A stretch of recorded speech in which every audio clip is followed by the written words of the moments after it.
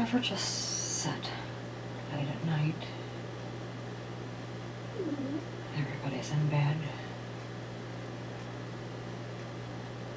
Just listen. Sometimes it's so eerie. Sometimes it's so quiet. It screams.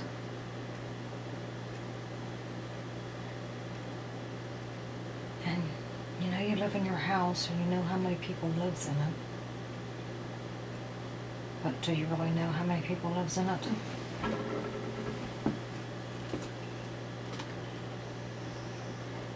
It's amazing the things that goes on in this house.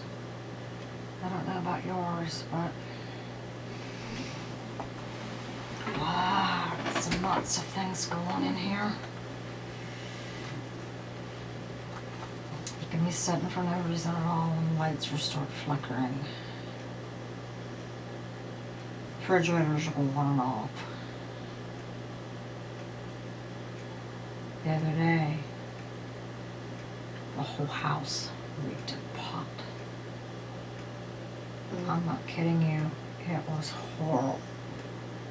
I actually had to put one of those masks on that you wear for people that do surgery. The whole frigging night. Had to go to bed with it on. I went outside, couldn't smell nothing. I just knew my daughter could smell it, but the guys couldn't smell anything. Isn't it funny how guys never smell anything, they never see anything, they never hear anything? Is it just that they're just in their own little world in their zone somewhere? It's amazing what they see, they don't see, or they don't want to see, or don't want to hear. I don't miss anything. I do not miss a single thing. I can feel presence of things. I can feel when I'm surrounded by spirits. It doesn't scare me. I never get scared. I think that's why I get in tune with them. And sometimes they'll appear to me. They'll speak to me. They'll show themselves to me. I have what you call a hall man. I used to tell my husband that for years. There's this man that goes up and down the hall.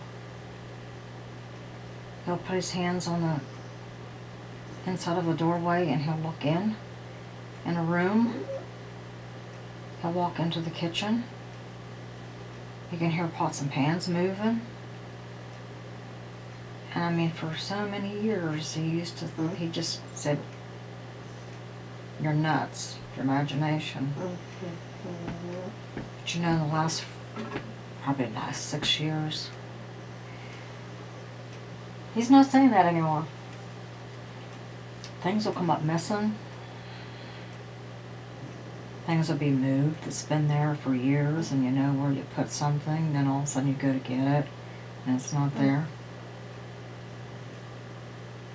Or you'll be in one room of the house and you hear a crash in the other room and you'll go running in and you're looking all around. There's nothing out of place. Did you ever go in your bathroom one time? Anytime. I'll tell you what, my bathroom one time was the most frightening, horrible thing that I ever encountered. It was as my routine that I do every night. I was taking a shower, and when I got out of the shower, I dried off, but I hadn't gotten dressed, and I was just brushing my teeth and looking in a mirror. And this most horrible, most hideous, think of the most horrible, hideous, scariest thing that you ever think of. The face covered the whole mirror. It had fangs. It had like a horn, and then the rest of its hair was just sticking straight out, and the bloodshot eyes in it. My bathroom door just slammed on me, and it laughed, and it like hypnotized me. I couldn't move for a minute, and I went to grab the door to get out. I couldn't get the door open, and I was screaming, let me out of here, and it kept laughing. You're not gonna get out, you're gonna die. And my daughter's room was right next to the bathroom. My husband was 2 doors down. Nobody heard me scream. I felt like I screamed for a half hour. My throat was raw. I was so shaken up, and finally the door opened, and I was still not dressed, and I ran down and I jumped on my husband's lap, and I was and he said, my God, what's wrong with you? Calm down. He was trying to hold me still. I was shaken enough that I could vibrate 10 pounds off of you. It was horrible, and I'm trying to tell him what went on and why didn't he come, and he said he didn't hear a thing.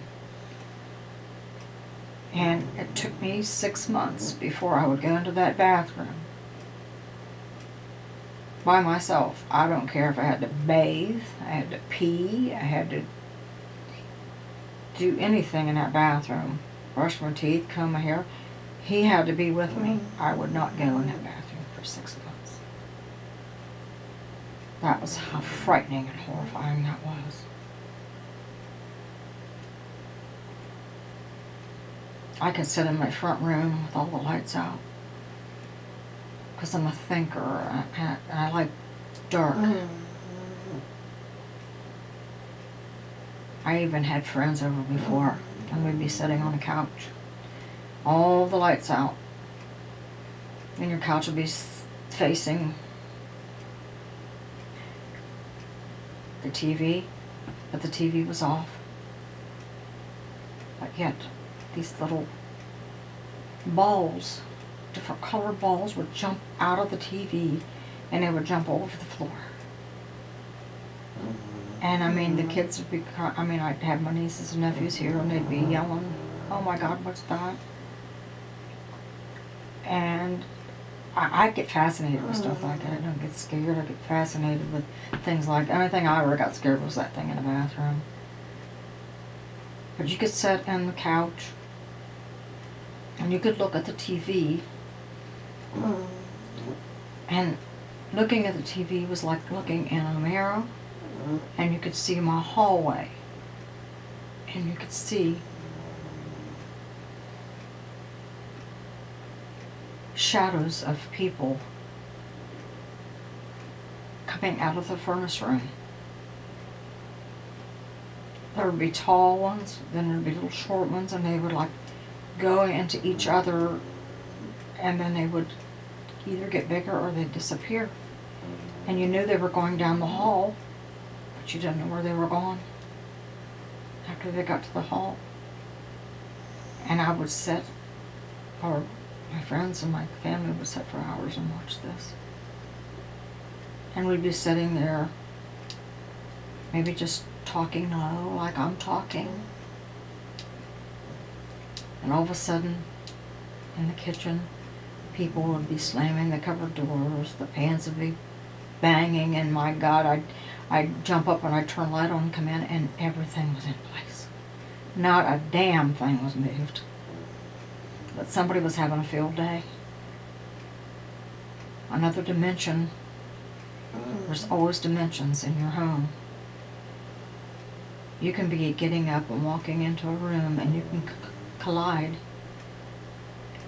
with another dimension, another being, another spirit. Sometimes these spirits will jump into you, or you into it. Have you ever wondered sometimes when you're doing something, you do something that's really not you, or just out there, just like off your rocker? Because it's not you, because somebody or something has entered into you and making you do these crazy things. Sometimes you'll lose your temper. You'll get really hateful and mean and angry, or sometimes you'll just start crying for no reason, and it's not your personality, it's not your makeup, it's not you. You've been taken over by some other spirit of sorts. It's just fascinating as the things in this world that goes on that you're not aware of.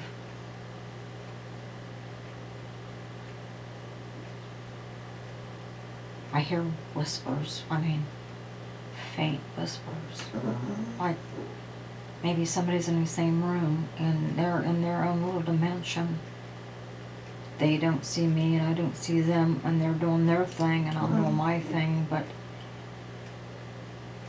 my consciousness is aware of it.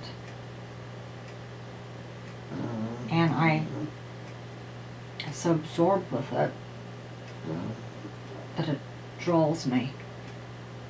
And the more things that go on, the more I'm enticed. The more I want to know more. I want to see more. I want to hear more. I'm just the unknown is so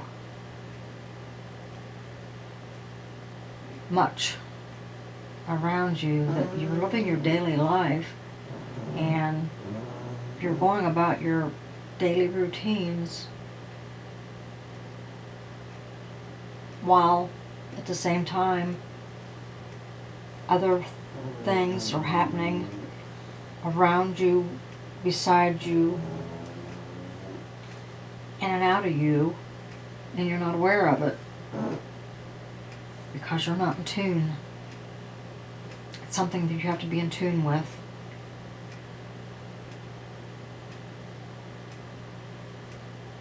So don't think that you're always or ever alone. You can be alone. You think you're alone in your house. Everybody else is left and you're alone. You're not. You're never really alone. You're being watched. You're being observed.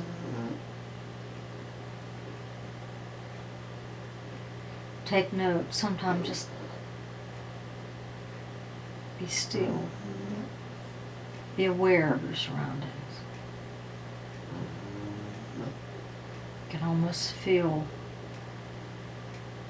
cold air. Somebody brushes by you. Or the breath on your neck. And you'll turn around. I've been in the kitchen before and something or somebody will come up behind and say my name. And I'll yell, and honey, was you just in here? Did you say something to me? No, I've been watching TV, never left the chair. But there was somebody there. Somebody is trying to get my attention.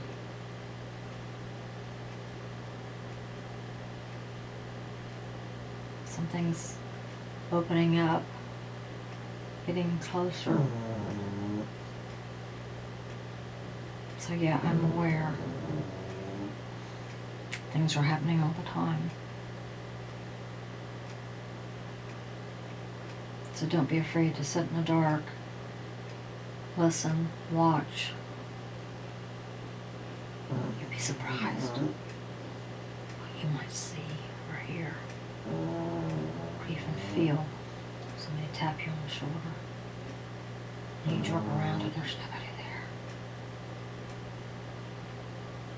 Or is there somebody there? You come to that conclusion. You make up your own mind. Thank you.